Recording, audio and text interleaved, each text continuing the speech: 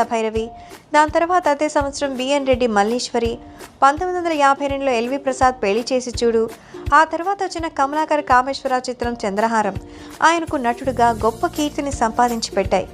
ఈ సినిమాలన్నీ విజయవారివే. ప్రతి సినిమాకు నెలకి 500 రూపాయల జీతం మరియు 5,000 రూపాయల పారితోషికం ఇచ్చారు. పాతాళ భైరవి 34 కేంద్రాల్లో 100 రోజులు ఆడి అప్పట్లో సంచలనం సృష్టించింది.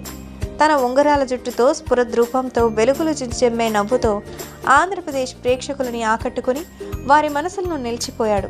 1956లో విడుదలైన మాయాబజార్లో ఆయన తీసుకున్న 7,500 రూపాయల పారితోషికం అప్పట్లో అత్యధికమని భావిస్తారు. 1959లో ఏవిఎం ప్రొడక్షన్స్ వారు నిర్మించి విడుదల చేసిన భూకైలాస్ చిత్రంలో రావణ బ్రహ్మ పాత్రకు రామారావు ప్రాణప్రతిష్ఠ చేశారు. 1960లో విడుదలైన శ్రీ వెంకటేశ్వర మహత్యం భారీ విజయం సాధించింది. శ్రీమద్ విరాట్ పర్వంలో ఆయన